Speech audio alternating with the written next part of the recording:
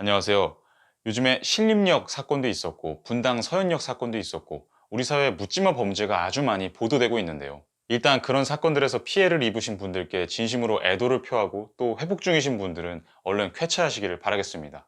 그런데 묻지마 범죄에 대해서 여러 가지 뉴스들은 정말 많이 쏟아져 나오고 있는데 막상 묻지마 범죄란 과연 무엇인지 또 묻지마 범죄의 원인은 무엇인지 우리가 그 현상을 어떻게 이해해야 할지 또 어떻게 그걸 예방해야 될지 그런 거에 대한 논의는 중점적으로 이루어지고 있다는 느낌은 아닙니다. 우리 사회의 묻지마 범죄에 대한 심층적인 이해가 부재한 것도 일정 부분 이해가 되기는 합니다. 왜냐하면 사실 묻지마 범죄는 학자들 사이에서도 의견이 아주 분분하고 또 제대로 된 합의 또는 이해가 이루어지지 않고 있는 상황이거든요. 대표적으로 묻지마 범죄라는 개념이 과연 적당한 개념이냐 그리고 그게 과연 진짜로 뭐냐에 대해서도 명확한 합의가 없습니다. 묻지마 범죄는 일반적으로 이유나 동기가 불분명한 상태에서 불특정한 누군가를 해야 하는 그런 범죄를 가리키는데요. 그런데 여기서 과연 그럼 이유나 동기가 불분명하다는 게 뭐냐? 이것부터가 되게 불분명합니다. 왜냐하면 묻지마 범죄를 저지른 사람들도 이야기를 들어보면 대부분 자신 나름대로 이유를 제시하거든요. 예를 들면 공원을 지나가는데 어떤 사람이 나를 기분 나쁘게 쳐다보는 것 같아서 그 사람을 망치로 때렸다. 그렇게 주장을 한단 말이에요. 그럼 그건 그 사람 나름대로의 이유를 제시하는 거잖아요. 그런데 다만 그런 이유나 동기가 다른 사람들의 입장에서 봤을 때는 도저히 납득이 안 가는 거죠. 그래서 영어권에서는 senseless crime이라는 용어를 사용하기도 합니다. senseless, 진짜 감각이 없고 또는 의미가 없는 그런 행위라는 거죠. 그 범죄의 정확한 의미를 파악하기가 되게 힘든 그런 종류의 범죄라는 겁니다. 근데 이게 말 그대로 상식선에서는 특정한 기준을 가지고 이해하기가 되게 힘든 종류의 범죄이다 보니까 여기에 대해서 정확한 통계를 내기도 어렵고 일단 기준이 정확해야 통계를 내기도 좋을 텐데 통계를 잡기도 어렵고 데이터를 모으기도 어렵고 연구를 하기도 어렵고 그런 상황이라고 합니다. 그런데 어쨌든 문제는 최근 들어서 우리가 묻지마 범죄라고 일반적으로 부를 수 있을 만한 그런 사건들이 되게 많이 늘어나고 있는 추세처럼 보인다는 겁니다.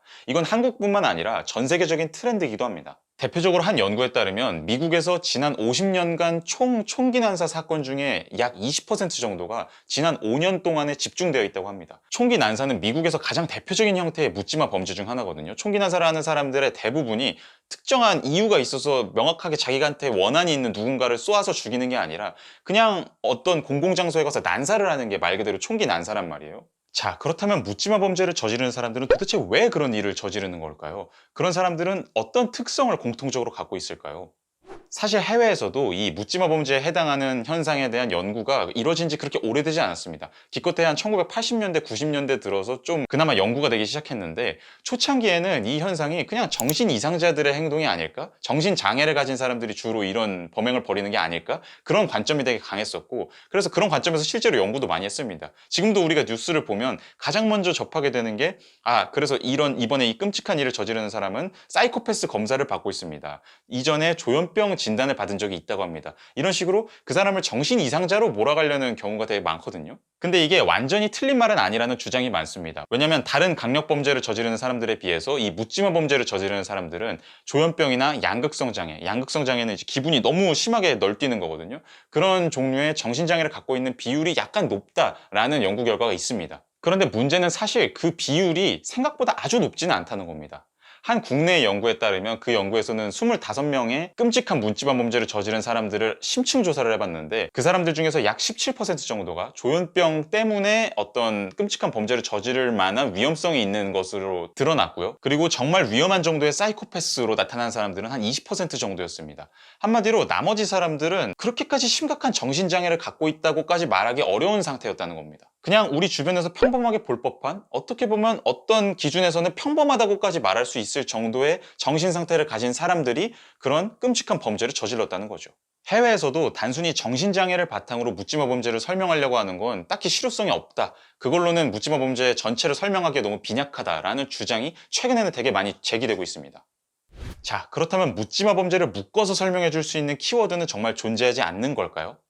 그래도 한 가지 가능성이 있는 키워드는 피해의식입니다. 영어로는 self-victimization이라는 용어로 많이 불리고 있는데요. 묻지마 범죄를 저지르는 사람들은 깨어진 가정이나 무관심한 부모 혹은 폭력적인 부모 밑에서 자란 경우가 대부분이고요. 혹은 어렸을 때 심각한 따돌림을 겪었던 경우가 많습니다. 그리고 성인이 되어서도 장기적인 무직 상태에 있거나 아니면 굉장히 불안정한 직업을 갖고 있거나 그렇게 경제적으로도 소외되어 있는 경우가 되게 많습니다. 이런 걸 봤을 때 묻지마 범죄를 저지르는 사람들의 대부분은 아주 심각한 내면적인 고독을 겪고 있다라고 보고가 되고요. 그리고 단순히 고독할 뿐만 아니라 그 고독이 단순히 내 책임이 아니라 내 가족의 책임, 부모님의 책임, 어렸을 때 나를 따돌렸던 사람들의 책임, 어렸을 때 나를 제대로 챙겨주지 않았던 선생님의 책임, 혹은 더 크게는 이 사회의 책임이라고 생각하는 경향이 있습니다. 한마디로 나는 내 이 주변 환경에 의한 피해자고 희생양이다. 나는 불행하고 고독하게 내몰린 사람이다 라는 의식이 있다는 거죠. 제임스 맨쉬라는 철학자는 묻지마 범죄를 저지르는 사람들은 주로 자신의 자아에 대한 심각한 위협을 느낀다고 주장합니다. 맨쉬는 우리가 세상을 경험한다는 건 아주 일상적인 경험에서조차도 항상 자아에 대한 경험이 동시에 포함되어 있다고 주장합니다. 왜냐하면 제가 이 눈으로 세상의 사물을 바라볼 때 저는 어떻게 보면 동시에 내가 이 내 눈을 통해서 세상을 바라보고 있다는 걸 동시에 지각하는 게 되니까요. 그래서 세계에 대한 인식과 자아에 대한 인식은 동전의 양면과도 같은 서로 분리될 수 없는 거라고 볼 수 있는데, 묻지마 범죄를 저지르는 대부분 사람들은 사람들이 공통으로 상호작용하면서 만들어내는 공동의 세계로부터 소외당한 사람들입니다. 아까 묻지마 범죄가 영어로는 senseless crime이라는 용어로 불린다고 말씀드렸잖아요. 무의미한 범죄라고 볼 수 있는데, 근데 그 범죄자 자신의 입장에서는 의미가 있는 살인이지만 다른 사람들이 봤을 때 제대로 된 의미를 찾아내기가 힘든 범죄죠. 한마디로 묻지마 범죄의 경우에는 다른 사람들이 느끼는 의미, 다른 사람들이 이 세상에 부여하는 의미랑 그 범죄자가 느끼는 의미, 그 범죄자가 세상 속에서 열어밝히는 의미가 너무나 괴리가 있다는 겁니다. 이 현상이 왜 일어날까를 한번 생각해보면, 맨쉬 같은 경우는 우리가 세상에서 의미를 발견하게 되는 과정에는 내가 무언가를 할 수 있다라는 감각이 아주 결정적인 역할을 한다고 주장합니다. 예를 들어서 문이 있다고 했을 때 나는 그 문을 열 수 있으니까 그 문은 나한테 열 수 있는 대상, 내가 열고 그걸 통과할 수 있는 대상으로서 의미를 가진 대상으로 나한테 열어 밝혀져서 나타나잖아요. 그런데 만약에 내가 문을 열 수 없다면 그런 열 수 있는 대상이라는 문의 의미가 결코 나한테 나타나지가 않게 되겠죠.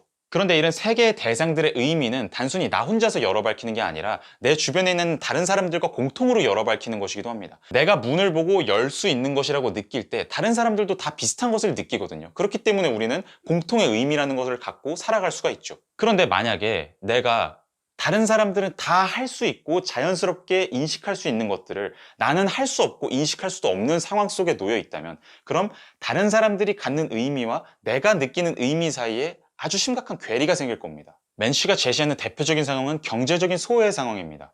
우리 현대사회에서는 모든 인간의 가치는 대표적으로 사용 가치를 통해서 측정이 되는데요. 이 끝없이 이어진 생산과 소비의 컨베이어 벨트 같은 그런 시리즈 안에서 내가 한 축을 담당할 수 있느냐, 내가 그 일부분을 담당한 상태에서 제대로 기능할 수 있느냐를 바탕으로 한 인간의 가치가 책정이 되죠. 그런데 만약에 내가 그런 벨트 위에서 한 축을 담당할 수 없다면 다른 사람들은 다 문제없이 일상적으로 느끼는 의미를 나는 느끼지 못하는 상태가 될 겁니다. 그렇게 되면 나는 어떤 의미에서는, 물리적인 의미에서는 이 세계 안에 분명히 존재하고 있지만 의미적인 차원에서는 더 이상 이 세계 안에 존재하고 있지 않은 상태가 됩니다. 그렇게 나는 내몰린 상태, 배제된 상태가 되고요. 맨쉬 같은 경우는 이런 배제의 상태는 필연적으로 폭력으로 이어질 수밖에 없다고 주장합니다.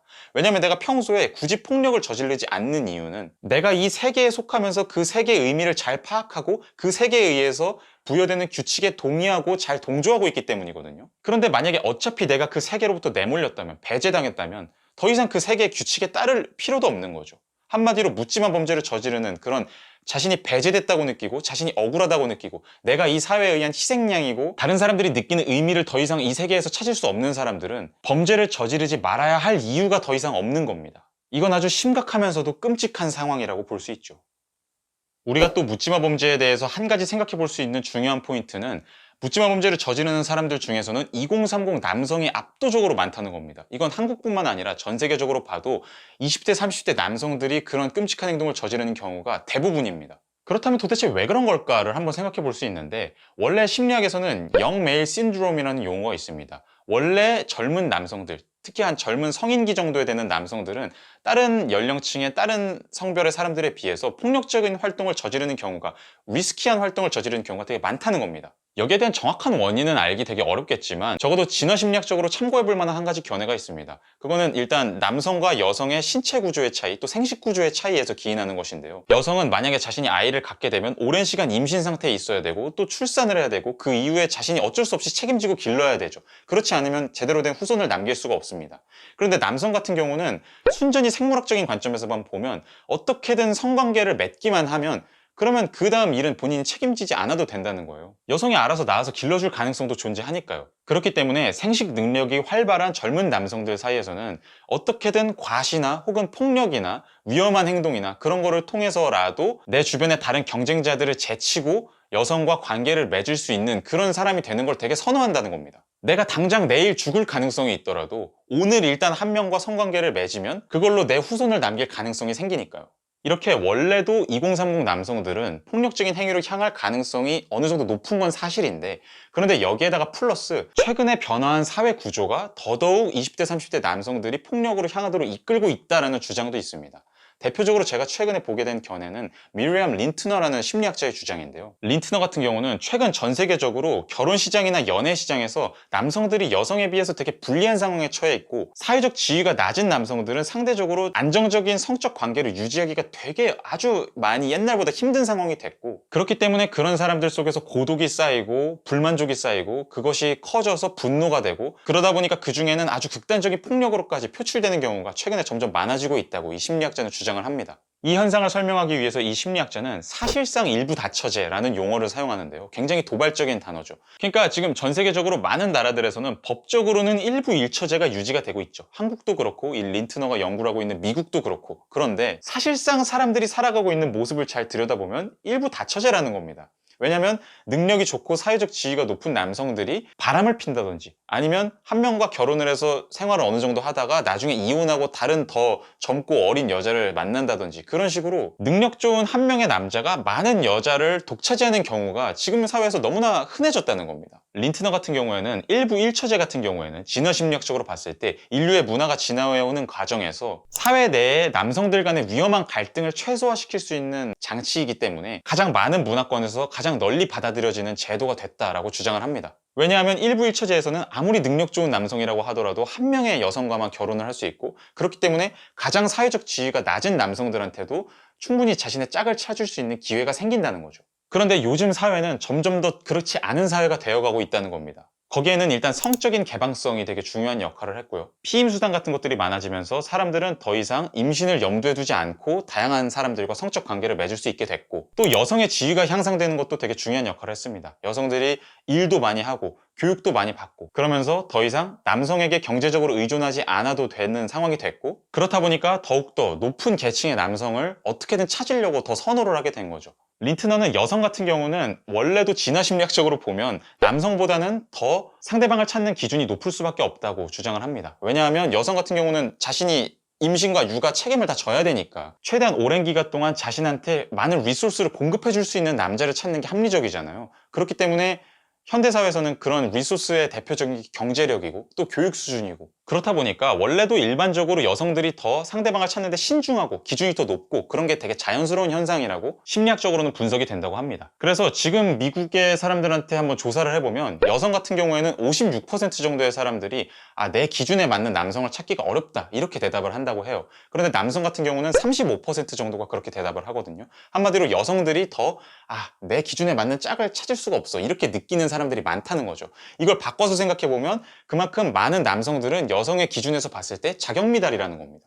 린트너는 이런 현상은 온라인 데이팅 서비스가 보편화되면서 더 확대됐다고 말합니다. 이게 어쩌면 2010년대 이후로 묻지마 범죄가 되게 많이 증가한 원인일 수도 있어요. 왜냐면 온라인 데이팅 서비스에서는 자신의 파트너가 될 수 있는 잠재적인 사람들의 풀이 어마어마하게 넓잖아요. 그렇다 보니까 여성들의 입장에서는 더 신중하게 사람들을 고를 수 있는 상황이 됐다는 거죠. 그냥 옛날처럼 어쩔 수 없이 마을에 있는 사람들이랑 연애도 하고 결혼도 해야 되고 그런 상황이었다고 해보면 꼭 자신 마음에 쏙 들지 않는 사람이라고 하더라도 그냥 이 정도면 괜찮지 라고 생각하면서 같이 살고 그럴 수도 있는 건데, 지금 같은 경우는 인터넷에 보면 사람들에 대한 정보가 너무 많기 때문에 이 정도 남자? 좀 부족해. 이것도 부족해. 이 정도 기준은 돼야 되지 않을까? 이렇게 느낀다는 거죠, 사람들이. 그래서 린트너가 제시하는 굉장히 충격적인 통계 자료가 미국 틴더에서, 틴더 같은 경우는 서로 이렇게 좋아요를 해야 이렇게 매칭이 되는 시스템이라고 해요. 그런데 여성들이 남성들한테 보내는 좋아요의 41%가 상위 1% 남성들에게 집중된다고 합니다.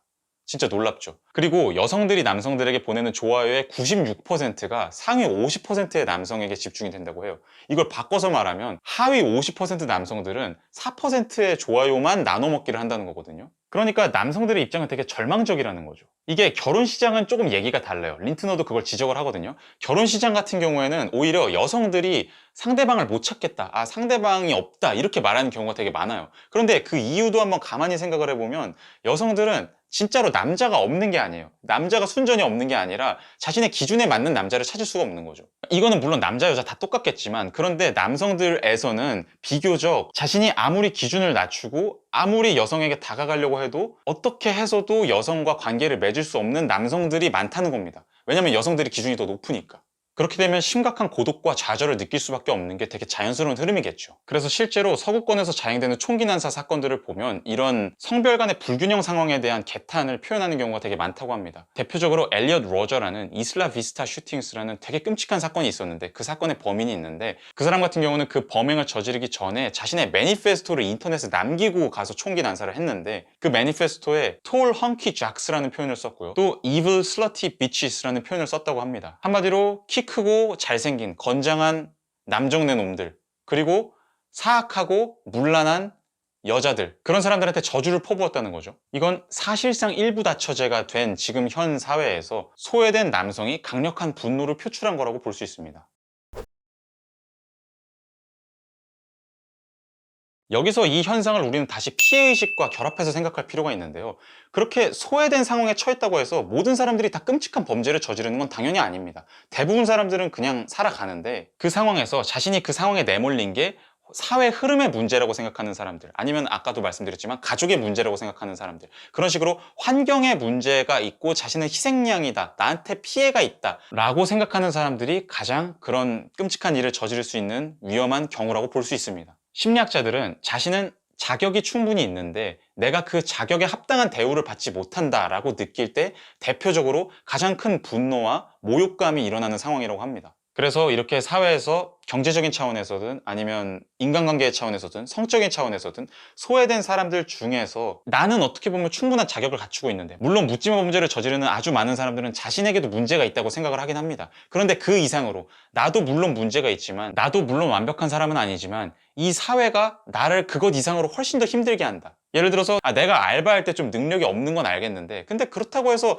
나를 이렇게까지 대할 필요는 없지 않느냐, 왜 나는 항상 욕먹고 갑질당하고 그렇게 살아야 되냐, 이런 식의 진술이 심층 인터뷰를 보면 되게 많습니다. 그래서 지금까지 행해진 연구들을 종합해서 살펴보면 결국에는 특정한 절망적인 상황, 소외된 상황, 그런 상황 속에 놓여 있는 게 가장 먼저 보통 일어나는 사건이고, 그런데 그 상황 속에서 자신이 피해자라고 느끼는 그런 심리 기제를 장기적으로 발달시킨 사람들이 묻지마 범죄까지 이어지는 위험성을 가장 많이 갖게 된다는 거죠.